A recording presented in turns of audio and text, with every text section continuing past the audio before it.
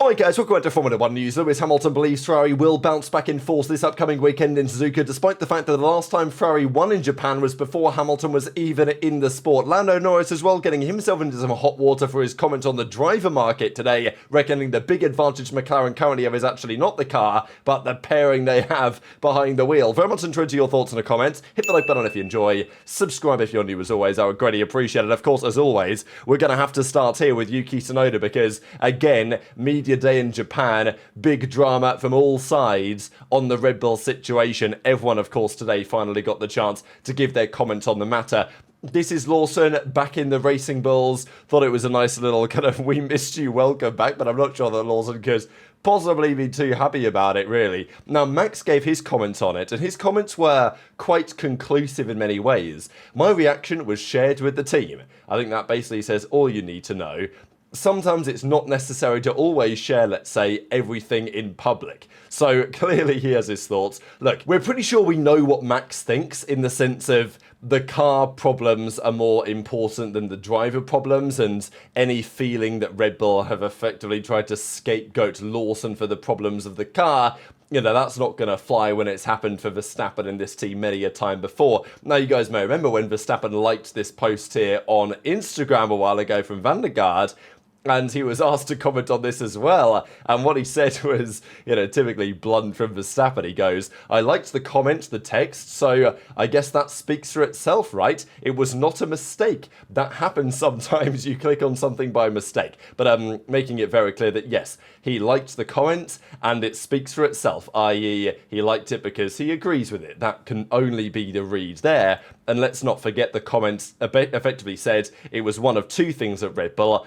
Either this was, where is it again? Either it was bullying or it was simply, yeah, here it is, bullying or a panic move than actual high athlete achievements. So pretty clear that Verstappen's doubled down on that assessment today. Max also said this about Yuki and said, look, it's tough to give Yuki advice because it's not really up to me. Also, he has to find it out himself because my experience might not be his experience, right? So, like, I'm sure Max will have some words for Yuki, but I'm sure Max is also kind of fed up of the current situation at Red Bull from multiple angles, and they're like, look, Yuki, just get on with it, deal with it yourself. And frankly, he may well have a different experience behind the wheel to what Max have, because he's going to feel the car in a slightly different way. And even Max kind of made everything very clear by saying our main issue is that our car is not where we want it to be. Now, there was talk over the last couple of days, of course, about the potential contract clauses that may allow Verstappen to escape or effectively allow Helmut Marko to leave as well, or who knows what's going to happen there. But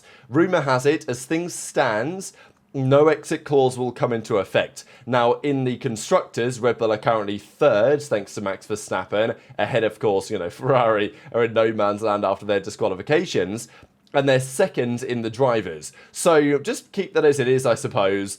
I guess Red Bull's feeling is, and certainly Max's feeling will be, that he's going to maximise everything possible from the car. So I would imagine that if he falls too far down in the Drivers' Championship, that will potentially be read as some sort of exit clause for Max to potentially go. Who knows how it's written, but that's the rumour anyway as of today. Now, Yuki, of course, has given his comment on it and says, I've got confidence. I'm not saying that I have the confidence that I can perform straight away at Max's level like Max, but I have the confidence that I can do something different, hopefully, compared to the other drivers that will be in the car, and I've been in the car in the past. So, like, I, like many others, am really hoping that it works out for Yuki, but again, Yuki's like, well, I'd like to believe that I can do something better than the previous guys and like to believe that his driving style is better aligned to that, but it is still the RB21, and he says that in the simulator, I'm sure it's not fully correlating in terms of the trickiness of the car. It didn't feel crazy tricky, but at the same time, I can feel why the drivers are mentioning instability or driver confidence things.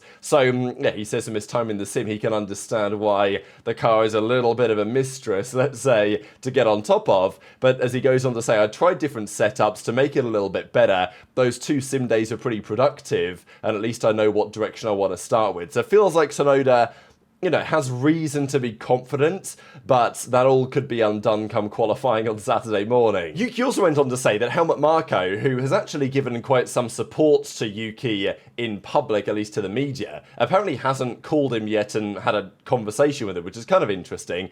I think this whole situation is so strange. What I do like about Yuki is that I don't want to say exactly he's less PR trained, but the answers that Yuki gives are usually pretty straightforward. Like, he will tell you how he sees it and how it is, maybe less so than some other Red Bull drivers would in the past. So, you could ask Yuki a question, you're probably going to get a pretty honest answer there. And he also reveals that some former Red Bull drivers had reached out to him. Of course, he's got a good relationship with Pierre Gasly, and he says, I got a message from Pierre. He wanted to call me and share a couple of ideas of what he should have done at Red Bull to make his life there better. It was very nice of him, he said. And he also said, Tsunoda, that he got a call from Checo, or at least a message from Checo as well, and saying that Gasly's tips were very useful. So I thought that was really nice. I think that there's plenty of other drivers up and down the grid that really want Yuki to succeed. That's my read on it anyway, is that his former teammates, obviously even people, maybe not like Lawson, let's say, but Checo,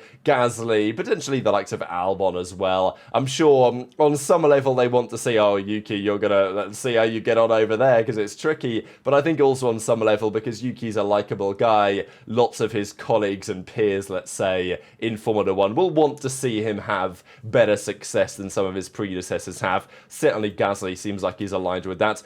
And Carlos Sainz gave his comments on the situation too. He's got some experience of the, let's say, ruthlessness from Red Bull. And he actually said this is just the way that things are handled at Red Bull. It's nothing new. That is the way that things go on the Red Bull demotion that Lawson has recently suffered. Even Hamilton gave his comments and said, I'm not surprised to see it from them. Just to give him 2 races, though, is pretty harsh. I think he actually said a few more words, but effectively that was the crux of the matter. I'm not surprised to see it from them. I don't really have any views on it. Both are great drivers. I think we have lots of really great drivers here, particularly young, talented drivers. I think there's naturally a lot of pressure on youngsters coming in. There's no way that you can fully get on top of a car, which is known to not be the easiest car to drive. Just to give them 2 races is pretty harsh. Now, this was also worthy of note because yesterday we talked about how Helmut Marko had said that Adrian Newey was so furious with Yuki Tsunoda for crashing into Gasly at the 2022 British Grand Prix and causing a bit of debris, which cost Verstappen the race wing when it got stuck in his underfloor,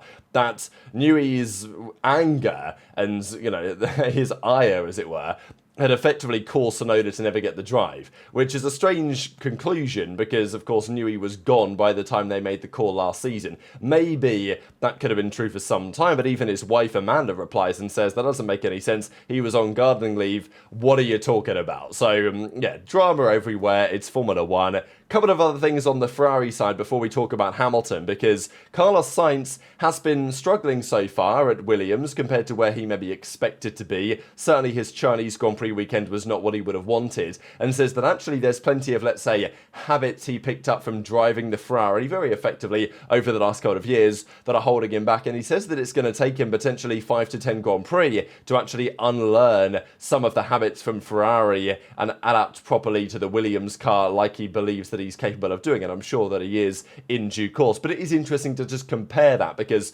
I think the big talking point going into the year was, and is still valid, how long would it take Hamilton to adapt to his new Ferrari? And it kind of feels like Hamilton's done a pretty damn good job. Certainly in qualifying, he seems to be right there or thereabouts, and he won the sprints, let's not forget, only a couple of weeks ago, it seems now, in China. So the fact that Sainz is adapting to the Williams also makes sense, but it just wasn't a massive talking point before the season, but it certainly is as of now. And Hamilton is arriving to Suzuka, not really with the spotlight totally on him, right? It's pretty, not unusual exactly, but certainly with Ferrari's double disqualification, there would have been some expectation maybe that Hamilton would have been really under the cosh in terms of interview questions and media and everything. And okay, obviously they're asking Hamilton what he thought, but the main context and story of the day was the Red Bull side, as it has now been for the last couple of weeks. So Hamilton had a more of a chill time here, but he certainly said some very interesting things which maybe haven't got the attention they could have done because everyone's been focusing on the Lawson stuff. Hamilton, though, says that he's fully confident, 100% confident, that Ferrari will solve the issues with their car. Of course, the crucial thing is they've got to do it fast, and this is the stat that I mentioned at the start of the video. The last time Ferrari won in Japan was 2004. We're talking over 2 decades ago. Schumacher, of course, won it with Ferrari. Alonso was barely in the sport. Hamilton wasn't in the sport. Antonelli wasn't even born. So it's a long time ago that Ferrari have won in Japan. But maybe this weekend is going to be a bit different. They're not bringing the upgrades that they maybe tried to bring. We'll see what Vasseur says on that in a second, because he has a pretty interesting perspective. But, you know, there's been some comments going around. Is Hamilton going to lose faith in the team after the first couple of rounds? And Lewis says this: I saw something asking whether I was losing faith in the team, and that's completely rubbish. I have absolute 100% faith in the team. There was lots of hype at the start of the year, whether people were expecting that we would be winning from race 1 or winning the championship in our first year. That was not my expectation. I'm moving to a new culture, a new team, and it will take time. I have spent the past 2 months observing how the team works. So of course there is an ambition for Hamilton and Ferrari to achieve everything they possibly can this year, but still, Hamilton admits that winning at least the Drivers' Championship in his first season with the team was, you know, not exactly his expectation. Would have been nice. Doesn't seem especially likely right now, but it doesn't mean that he doesn't have confidence they can't turn it around and still be a competitive force, because, you know, let's be real, it is an incredibly long championship. There are 22 race weekends to go, including 5 sprints. There is plenty of time for Ferrari to get hold of their issues, but if they, you know, they're already a long way behind, especially after the double disqualification. But Hamilton says that he's actually not too frustrated with it. We've got all we need within the team. I really spent the last couple of months trying to observe the way the team works. There's areas we need to elevate for sure, but I think Fred has got a great approach. I didn't expect to come into the season and win a race already, but the sprint was a real bonus because it's the first time that I had done a long run really on any of the tyres at all, especially because in obviously Australia it was wet, so it was a rather different story. And Hamilton says, I didn't feel too bummed or anything from the disqualification. I think those are the times you learn the most as a team. I was really impressed. Interesting to see how the team dealt with it. It was really constructive and everyone stayed positive. So, you know, look, is it PR from Hamilton? I can't imagine Hamilton turned up to Maranello the happiest man in the world after the disqualification was confirmed, but in the grand scheme of things, maybe it could be a positive for Ferrari to actually try and solve some of these operational issues that they are still dealing with. So Hamilton believes they can turn it around. Is it going to be in time for this weekend's? Their car is fundamentally going to be the same. They do believe they have some things they can try on the suspension, but have not brought the upgrades that they potentially could have done quite as of yet. And actually, Vasseur says this is a budget cap thing, and it makes some sense really. In the era of budget caps, you don't bring major upgrades like front wings or floor to Suzuka. It would not only be too expensive in terms of transportation, but you'd also have to build too many spares because you can quickly lose parts in Suzuka due to accidents. So maybe they do have it ready, the new floor, and they've simply decided that they're just going to leave it for now. They're going to bring it in Bahrain, bigger upgrade planned at Miami. That's the rumor anyway. So, you know, it could be an uphill battle for Ferrari this weekend. We'll see how that goes. The other big drama of the day, though, was from Lando Norris, and this was talking about the driver pairings in the sport. And I think that Lando, look, he's got the fastest car now. He is talking a lot, and I think he's making it very easy. I wouldn't say easy, but for those that don't especially like Lando and his approach, his detractors, he's definitely giving them plenty of ammunition. I will put it that way.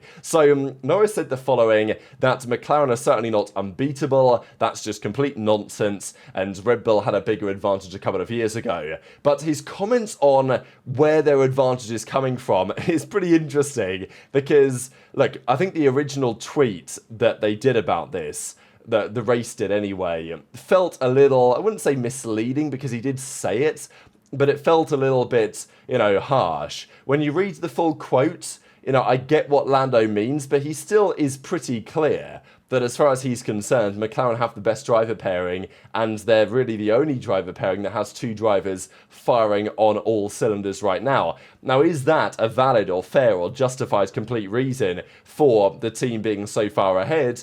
Not necessarily. Clearly the car has something to do with it, but, you know, the comments here from, well, Lando was as follows, that, yeah, Ferrari are pretty good. They feel like they're going to be quite close to us. I think the belief is from Ferrari that if everything is right, they're about 2 tenths off the McLaren. That's where they believe that they are in an ideal world. Obviously, Max is pretty competitive too, but Lando's trying to shut down this idea that they're only at the top because they've got the best car by saying, people love to say that, but it's because we are literally the only team team that has 2 good drivers at the minute. That's a big difference. Now, whatever the ongoing clarification, that is quite the statement, right? I mean, we are the only team that has 2 good drivers at the minute. If one of us was doing a lot worse, one of us was not as strong, we would be, let's say in the sprint, Oscar was 2nd or 3rd, Lando was way back. I think it's pretty funny that he goes from saying that, first of all, we're the only team with 2 good drivers, and the next sentence he says, well, yeah, in the sprints, I was kind of nowhere, right? So like, hang on a second, what is it, right? Is it, because if you really had 2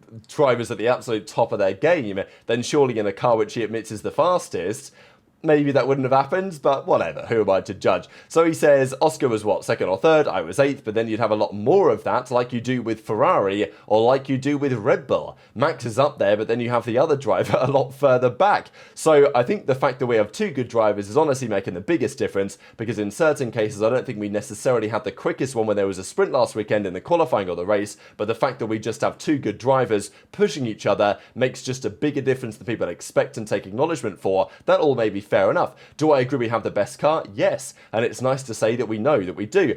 I've not had that before in Formula 1. Max has had his time of having the best car by a long way. Now it's our chance, it's our turn. And, well, I mean, when you comment like this, you better capitalise on it, right? That's the game. You try and get every advantage possible, and McLaren have done a very good job to beat the rest to make it better than anybody else. So we'll take the advantage while we can, but the others are certainly not that far behind. So understandably, he was then quizzed to say, well, hang on a second, what about Ferrari, right? Like, I mean, Hamilton and Leclerc seem a pretty good driver pairing on paper. So then Norris kind of had to justify this, and he said, the Ferrari one is obviously on the experience side, because we are lacking compared to them in that department, but just 2 drivers who understand the team, who have been at the team for a long time. Obviously, Lewis is new to Ferrari. He openly says he's still learning how to use the steering wheel, the complexity of the steering wheel, not just how to use one. So is he going to be able to get every last spin out of the car compared to what me and Oscar can? No, he's openly admitting to that. So it's not that I think I'm much better than Lewis or Charles, because I don't. I've always been the first to admit that. I would never